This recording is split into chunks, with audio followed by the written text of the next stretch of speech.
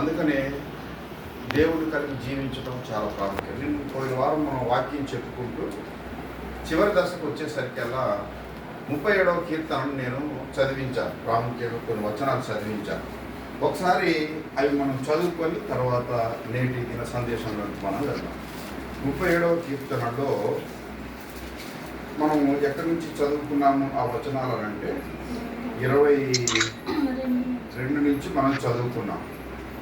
22వ వచనం నుంచి కొన్ని వచనాలు చదువుకున్నాం. యెహోవా ఆశీర్వాదము నొందినవారు భూమిని స్వతంత్రించుకొందురు. ఆయన శపించిన వారు నిర్మూలమగుదురు. ఒకరి నడత యెహోవా చేతనే స్థిరపరచబడును. వాని ప్రవర్తన చూచి ఆయన ఆనందించును. యెహోవా అతని చెయ్యి పట్టుకొని ఉన్నాడు గనక అతడు నేలను పడినను లేవలేక ఉండడు. నేను చిన్నవాడనై ఉంటిని, ఇప్పుడు ముసలివాడనై ఉన్నాను. అయినను నీతిమంతులు విడవబడ గాని వారి సంతానము భిక్షమెత్తుట గాని నేను చూచి ఉండలేదు. దినమెల్ల వారు దయాళురై అప్పిచ్చుచుందురు. వారి సంతానపు వారు ఆశీర్వదింపబడుదురు. ఇది భక్తుడైనటువంటి దావీదు కలిగినటువంటి చాలా శ్రేష్టమైన సంగతులు. అతడు చూసిన సంగతుల్ని అతడు చాలా స్పష్టంగా తెలియజేస్తూ వచ్చాడు. నేను కూడా ఈ 33 సంవత్సరాలు పరిచర్యలో ఎన్నో చూస్తున్నాను. దేవుడి మీద ఆనుకున్న వాళ్ళని దేవుడు ఎప్పుడు విడిచిపెట్టలేదు. ఒక వ్యక్తి దేవుడి మీద ఆనుకుని ఉంటే, ఒక వ్యక్తి దేవుడి మీద ఆధారపడి ఉంటే దేవుడు ఆ వ్యక్తిని ఎప్పుడు విడిచిపెట్టాడు. ఇది దేవుని యొక్క లేఖన సత్యం. ఈరోజు నేను క్రొత్త అంశం అని కాదు, నేడు మనం ఏదైతే బైబిల్ స్టడీ ఇప్పుడు మనం లేఖనాన్ని చదువుకున్నామో ఆ కీర్తనలో నుంచే కొన్ని విషయాలు మీతో మాట్లాడాలని నేను ఇష్టపడుతున్నాను. ఈ 91 కీర్తనలో చెప్పుకోవడానికి చాలా చాలా ప్రాముఖ్యమైన అంశాలు చాలా ఉన్నాయి. ఇక్కడ చాలా ప్రాముఖ్యమైన విషయాలు దేవుని వాక్యంలో ఉన్నాయి. 3వ వచనంలో చూస్తే వేటకాని ఊరిలో నుండి ఆయన నిన్ను విడిపించును, నాశనకరమైన తెగులు రాకుండా నిన్ను రక్షించును.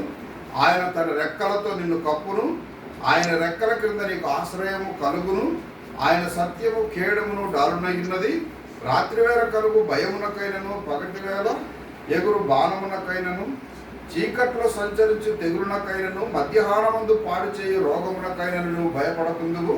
నీ ప్రక్కన 1000 మంది పడినను, నీ కుడి ప్రక్కన 10,000 మంది కూలినను అపాయము నీ యొద్దకు రాదు. ఇన్ని విషయాలు చెప్పాడు. కానీ వీటన్నిటికీ మూలమైన మాట ఏం చెప్పాడు చెప్పండి? ఆ కీర్తన 1వ వచనంలో మహోన్నతిని చాటున నివసించువాడే సర్వశక్తిని నీడను విశ్రమించువాడు. ఇది ప్రాముఖ్యమైనటువంటి మాట. కనుక దేవుడు ఇన్ని రకాలైనటువంటి కీడుల్లో నుంచి తప్పించడానికి, ఇన్ని రకాలైనటువంటి శ్రమలలో నుంచి తప్పించడానికి, ఇన్ని విధములైనటువంటి భద్రతను తన పిల్లలకు అనుగ్రహించడానికి మనకు భక్తులు తెలియజేస్తున్నటువంటి మార్గం ఏంటంటే, ఎవరైతే మహోన్నతిని చాటున నివసిస్తారో వారు సర్వశక్తిని నీడను విశ్రమిస్తారు అని చెప్పేసి అన్నాడు. మహోన్నతిని చాటున నివసించకుండా ఒకసారి మనం 27వ కీర్తనలో కొద్దాం.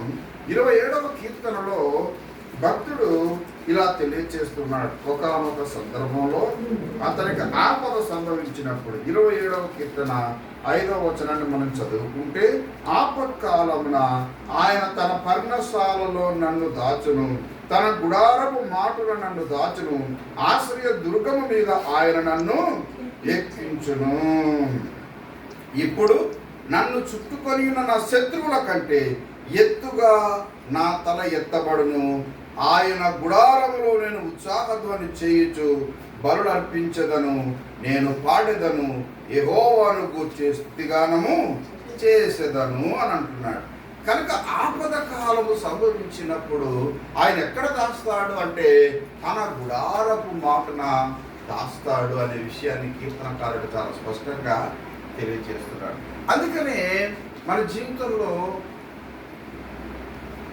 ఎప్పుడైనా శ్రమలు, కష్టాలు, శోధనలు ఇవన్నీ అతి సర్వసాధారణమైనటువంటి అంశాలుగా మనం గుర్తుంచుకోవాల్సినటువంటి వారంగా ఉన్నాం. యేసుక్రీస్తు వారు ఏం చెప్పారంటే, తాను బ్రతుకున్నటువంటి దినాల్లో యోహాను సువార్త 16వ అధ్యాయం 33వ వచనంలో ఆయన చెప్పినటువంటి మాట ఏంటంటే, యోహాను సువార్త 16వ అధ్యాయం 33వ వచనం, నా యందు మీకు సమాధానము కలుగునట్లు ఈ మాటలు మీతో చెప్పుచున్నాను. లోకములో మీకు శ్రమ కలుగును, ఆయనను ధైర్యము తెచ్చుకొనుడి, నేను లోకమును జయించి ఉన్నాను అని ఆయన చెప్పారు. లోకంలో ఏం కలుగుతుందని చెప్పబడింది?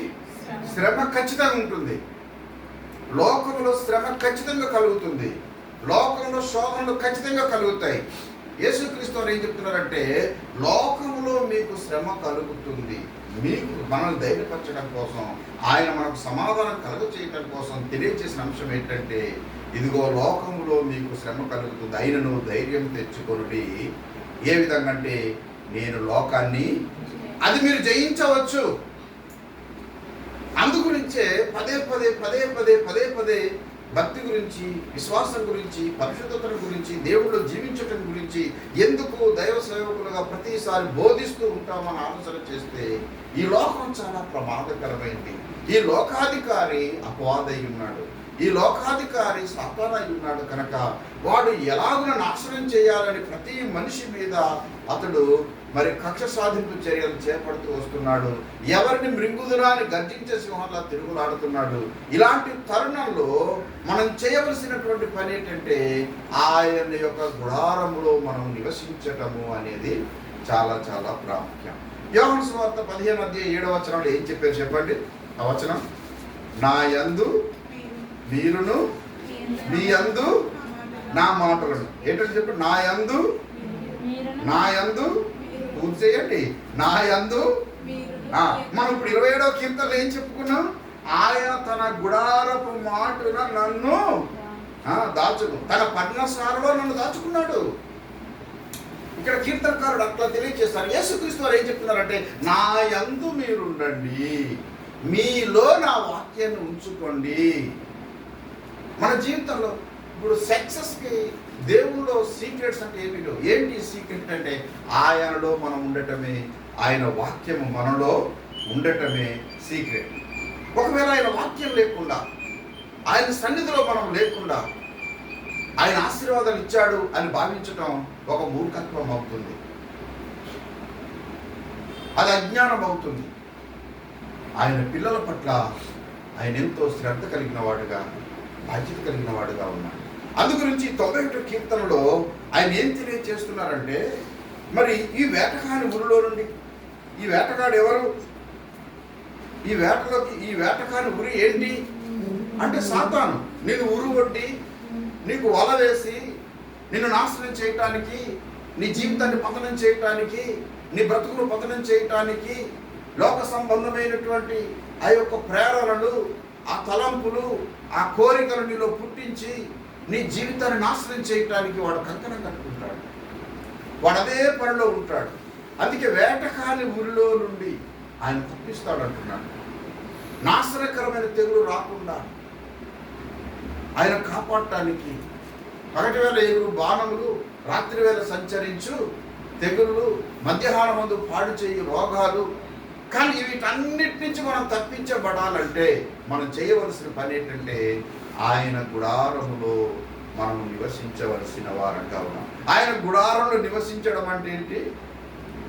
ఆయన గుడారంలో నివసించడం అంటే ఏంటి? యోహాను సువార్త 17 చెప్పారు, నా యందు మీరును, మీ యందు దేవుని వాక్యములో జీవించటము. గుడారం అంటే మనం నిర్మించుకున్న ఈ యొక్క భౌతికమైనటువంటి టెంపుల్ కాదు, ఈ భౌతికమైన నిర్మాణం కాదు. మనం జీవించవలసినటువంటిది ఆయన వాక్యం ద్వారాగా మనము జీవించవలసినటువంటి వారంగా, నడుచుకోవలసినటువంటి వారంగా ఉన్నాము. ఈ విషయాన్ని మనం చాలా స్పష్టంగా అర్థం చేసుకోవలసినటువంటి వారంగా ఉన్నాం. అందుకనే చాలాసార్లు మనం ఈ వాక్యం చదువుతూ ఉంటాం. ఇది ఎలాగా అని అంటే, ఇదిగో మనం వీటన్నిటికీ తప్పించబడాలంటే మహోన్నతి చాటున మనం నివసించాలి. అందుకే ఇంకా కొంచెం కిందకు వచ్చినప్పుడు ఏం చెప్తున్నారయ్యా అని ఆలోచన చేస్తే, 91వ కీర్తనలోనే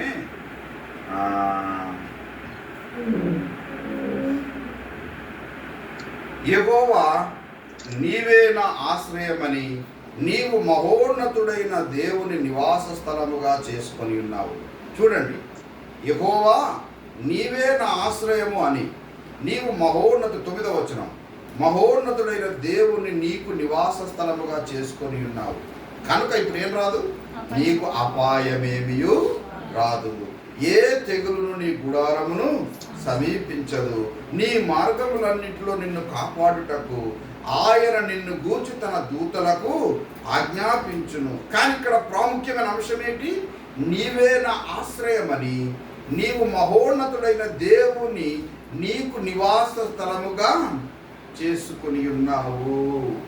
నీవు నివాస స్థలంగా ఏం చేసుకున్నావయ్యా అంటే మహోన్నతుడైనటువంటి దేవుణ్ణి నీవు నివాస స్థలంగా చేసుకొని ఉన్నావు అని దేవుని యొక్క లేఖనంలో రాయబడింది. సో ఇప్పుడు ఎప్పుడైతే మనము దేవుణ్ణి నివాస స్థలముగా చేసుకున్నామో, ఎప్పుడైతే దేవుణ్ణి ఆశ్రయముగా మనం చేసుకున్నామో, దేవుని కాపుదల, దేవుని భద్రత తన బిడ్డలకు, తన ప్రజలకు ఉంటుందని మనం అర్థం చేసుకోవలసినటువంటి వాళ్ళంగా ఉన్నాము. దేవుడు ఎంతో కృపగలవాడు, దేవుడు ఎంతో ప్రేమ గలవాడు, దేవుడు ఎంతో జాలి గలవాడు. కనుక ఎవరైనా సరే తన ఎందు భయభక్తులు కలిగి ఉంటే, ఎవరైనా తన మీద ఆధారపడితే అటు కుటుంబానికి దేవుడెన్నడూ విడిచిపెట్టడు, దేవుడెన్నడూ త్రోసిపుచ్చడు, దేవుడెన్నడూ విడనాడు. మొన్న ఒక చిన్న యాక్సిడెంట్లో, పెద్ద యాక్సిడెంట్ ఏం జరిగిందో కొద్ది యాక్సిడెంట్ అంటున్నారు, ఎలా చనిపోయారో కూడా తెలియదు. పాస్టర్ గారు మా బంధువులే, చెవులు బ్లడ్ వచ్చింది, హాస్పిటల్ తీసుకెళ్ళారు, పామాలకు వెళ్ళి చనిపోయారు. పెద్ద బండికి ఏం డ్యామేజ్ అవ్వలేదు, మరి తల రోడ్డు తగిలిందో ఎలా జరిగిందో తెలియదు, చనిపోయారు. అయితే అతనికి పర్మనెంట్ చర్చ్ లేదు, అతను వేరే సంస్థలో కొంతకాలం పనిచేశారు. అక్కడి నుంచి బయటకు వచ్చి స్వతంత్రంగా జీవిస్తూ 10 మందికి పైగా పిల్లలు, చాలా పెద్ద కుటుంబం, ఎలా నెట్టుకుని జీవించడం ఏంటి. నిజంగా నేను అతని గురించి చాలా చింతిస్తూ ఉండేవాడిని. ఎప్పుడు కలిసినా ఏదో మాకున్న ప్రేమను బట్టి మేము చేయగలిగింది ప్రోత్సహిస్తూనే వచ్చాము. అయితే సడన్గా అతను చనిపోయాడు. 2 పిల్లలకు ఉద్యోగాలు వచ్చింది, ఇంకా చాలామంది పిల్లలకు పెళ్ళిళ్ళు అవ్వలేదు. సడన్గా చనిపోయి ఏంటి పరిస్థితి. మొన్న మధ్య భార్యకు యాక్సిడెంట్ అయింది, కాలు ఫ్రాక్చర్ అయింది, వీల్ చైర్ మీద తల్లి ఉంది, ఇప్పుడు తండ్రి లేడు, ఇప్పుడు ఇంతమంది. అప్పుడు నాకు రాత్రి భార్యకి వెళ్ళేసి రాత్రి 10 అయిపోయింది వచ్చేసరికి. రాత్రి 10 అయినా కొన్ని వందల మంది ప్రజలు అక్కడ, కొన్ని వందల మంది సేవకులు అక్కడ, అలాగా ఉంది. ఇది ఏంటయ్యా అంటే ఒక వ్యక్తి కేవలం దేవుణ్ణి కలిగి జీవించటం వలన, ఒక వ్యక్తి దేవుణ్ణి కలిగి బ్రతకటం వలన, ఒక వ్యక్తి దేవునిలోనే తన జీవితాన్ని ముగించటం వలన దేవుడు అతనికి ఇచ్చిన గౌరవంగా నేను భావిస్తున్నాను.